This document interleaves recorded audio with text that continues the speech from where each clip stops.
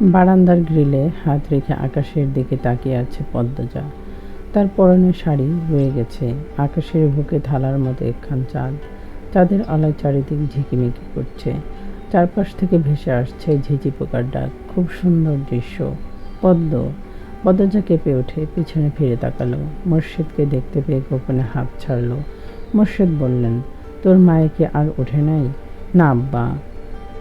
মোর্শেদ চিন্তিত ভঙ্গিতে কিছু ভাবলেন, তারপর বললেন, তুই হজাক কেন? যা ঘরে গিয়ে ঘুমা, আমি ঘাটে যাইতেছি। আচ্ছা আব্বা। মোর্শেদের যাওয়ার পানে পদ্মজা তাকিয়ে রইল। সে কি যেন ভাবছে, কিন্তু কি ভাবছে ধরতে পারছে না। কুকুরের ঘেউ ঘেউ তাকে উদাসীনতা কেটে গেল। শাড়ির আঁচল টেনে সাবধানে হেঁটে সদর ঘরে ঢুকল।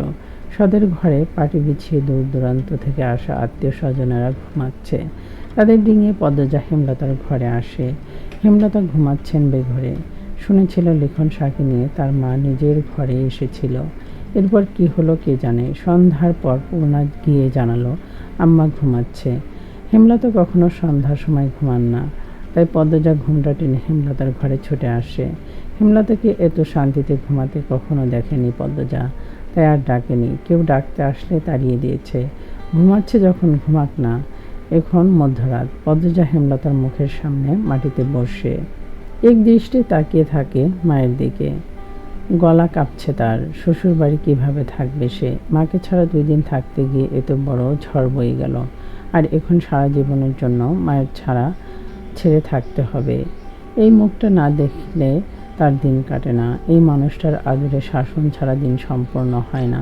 পদ্মজা বিছানায় মাথা ঠুকে ফুঁপিয়ে উঠল, অস্ফুটে করে ডাকল, আম্মা। সঙ্গে সঙ্গে হেমলতা চোখ খুললেন। পদ্মজা খেয়াল করল না। সে কাঁদতে কাঁদতে চাপা স্বরে বলছে, তোমাকে ছাড়া কেমনে থাকবো আম্মা?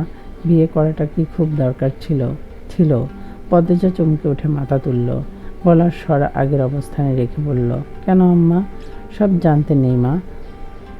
পদ্মজা মাথা নত করে নাক টানে। হেমলতা বললেন, বিয়ে হতেই হবে। বর বদল হলে সমস্যা নেই। তোর কি আর কাউকে পছন্দ? হেমলতার প্রশ্নে পদ্মজা বিব্রত হয়ে উঠল। হেমলতা প্রশ্নটা করতে গিয়ে অস্বস্তি বোধ করলেন। পদ্মজা মাথা 2 পাশে নাড়িয়ে জানালো, তার আলাদা করে কাউকে পছন্দ নেই। হেমলতা উঠে বসেন, চুল খোপা করতে করতে প্রশ্ন করেন, রাত কি খুব হয়েছে? মানুষের সাড়া নেই। মাঝরাত, আর তুই জেগে থেকে কাঁদছিস? হেমলতা বললেন মৃদু ধমকে স্বরে। পদ্মজা নিরুত্তর। হেমলতা জানালার বাইরে চেয়ে দেখলেন, চাঁদের আলোয় চারদিক উজ্জ্বল। চাঁদের আলো গলে ঘরের মেঝেতে পড়েছে। জ্যোৎস্না রাত। তিনি বিছানা থেকে নামতে নামতে পদ্মজাকে তাড়া দেন, শাড়ি পাল্টে সালোয়ার কামিজ পরে নে। কেন আম্মা? যা বলছি কর। পদ্মজা ঘরে গিয়ে শাড়ি পাল্টে নিল। উঠানে এসে দেখে হেমলতার হাতে বৈঠা। পদ্মজা অবাক হয়ে প্রশ্ন করল, আম্মা তুমি নৌকা চালাবা? পূর্ণারে নেওয়া উচিত। যা ওকে ডেকে নিয়ে আয়। প্রান্ত প্রেমা যেন টের না পায়। পদ্মজা অসহায়ের মতো তাকিয়ে রইল মায়ের দিকে। হেমলতা তাড়া দেন, যাবি তো? পদ্মজা হন্তদন্ত হয়ে গেল। কয়েক মিনিটের মধ্যে পূর্ণাকে নিয়ে ফিরল। পূর্ণা ঘুমে ঢুলছে। হেমলতা ঘাটে এসে দেখেন মোর্শেদ নৌকায় বসে বিড়ি ফুঁকছেন। নৌকা ছাড়ো। মোর্শেদ 2 মেয়ে আর বউকে দেখে হক চুকিয়ে গিয়েছেন। তার মধ্যে হেমলতা যেভাবে বললেন, নৌকা ছাড়ো, আরও ভরকে গেলেন। চোখ বড় বড় করে প্রশ্ন করলেন, কেন, কি তা হইছে? মোর্শেদের জবাব না দিয়ে পদ্মজা পূর্ণাকে নিয়ে হেমলতা নৌকায় উঠে পড়েন। স্থির হয়ে বসেন। বৈঠা মোর্শেদের দিকে বাড়িয়ে দিয়ে মিষ্টি করে হেসে বলেন, জ্যোৎস্না রাতের নৌকা ভ্রমণে বের হয়েছি আমরা। তুমি এখন আমাদের মাঝি। হেমলতা থামেন। এরপর আঞ্চলিক ভাষায় বললেন, লও মাঝি বৈঠা লও, ছাড়ো তোমার নৌকা। যত শিখি চাইবা তুমি ততই পাইবা। একসাথে 4টা দুঃখী মানুষ এসে ওঠে। মোর্শেদ বৈঠা হাতে নিয়ে নৌকা ছাড়েন। হুট করে যেন অনুভব করছেন যুবককালের রক্ত শৈলে টকবক করছে। এই তো তার সংসার, এই তো তার আনন্দ। রাতের নির্মল বাতাস, মাদিনী নদীর স্বচ্ছ জলে চাঁদের প্রতিচ্ছবি। কচুরি পানারা ভেসে যাচ্ছে। সব কিছু সুন্দর, মুগ্ধকর। পূর্ণার বুকের ভারটা খুব হালকা লাগছে। পদ্মজা প্রাণ ভরে নিঃশ্বাস নেয়। রগে রগে শান্তি ঢুকে পড়ে। আল্লাহ তাআলা যেন প্রকৃতির সৌন্দর্যে যে কোনো দুঃখী মানুষকে সুখী অনুভব করানোর মন্ত্র ঢেলে দিয়েছেন। মোর্শেদ নাকি গো? হিন্দুপাড়া থেকে কেউ একজন চেঁচিয়ে ডাকল। মোর্শেদ এক হাত তুলে জবাব দিলেন, হ দাদা আমি। রাতের বেলা যাইতাছ কই? মেয়ে বউ লইয়া জ্যোৎস্না পোহাইতে বাইর হইছি দাদা, তোমাদেরই তো দিন মিয়া। মোর্শেদ আর কিছু বললেন না, হাসলেন। ওপাশ থেকেও আর কারো কথা শোনা গেল না। নৌকা আটপাড়া ছেড়ে হাওড়ে ঢুকে পড়েছে। শাঁসা করে বাতাস বইছে, গায়ের কাপড় উঠছে। হেমলতা দুই মেয়ের মাঝে এসে বসেন। তিনি চাদর নিয়ে এসেছেন। দুই মেয়েকে দুই হাতে জড়িয়ে ধরে চাদরে ঢেকে দেন। বাতাসে চাদর উড়ে আরও আওয়াজ তুলছে। চাঁদটা একদম মাথার উপর, তাদের সাথে সাথে ঘুরছে। মুর্শিদ মনের সুখে ঘাম ধরেন।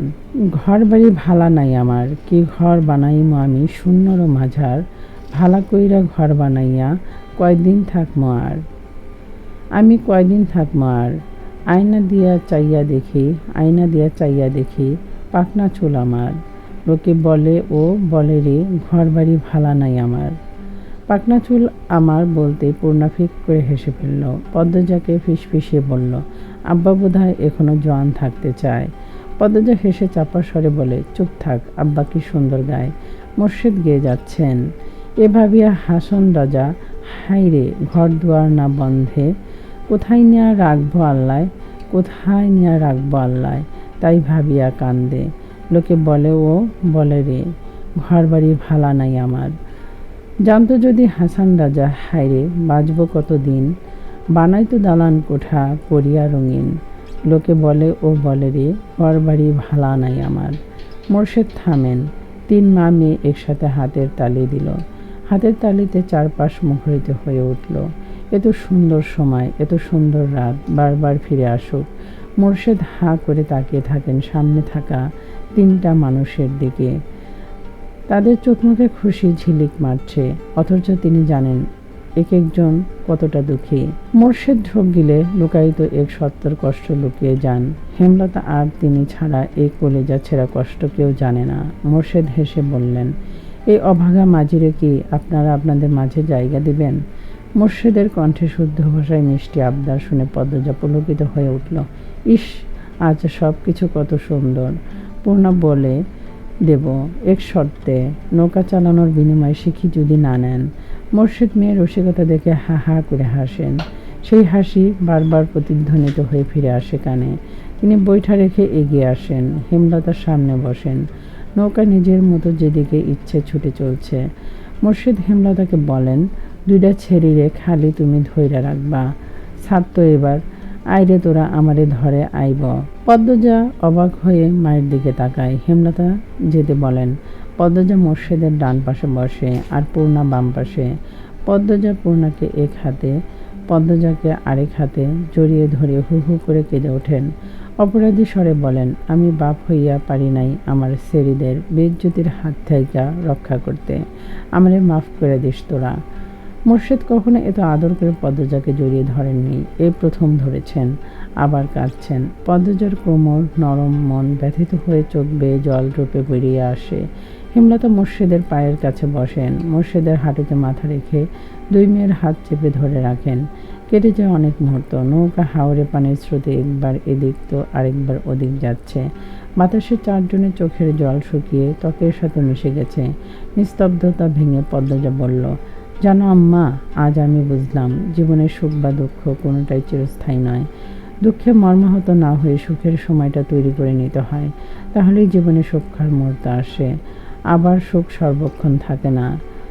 দুনিয়ার লীলা খেলার শর্তে দুঃখ বারবার ফিরে আসে। হেমলতা পদ্মজার দিকে না তাকিয়ে পদ্মজার ডান হাতে চুমু দেন। চাঁদটা অর্ধেক হয়ে এসেছে, খুব তাড়াতাড়ি আকাশে মিলিয়ে যাবে।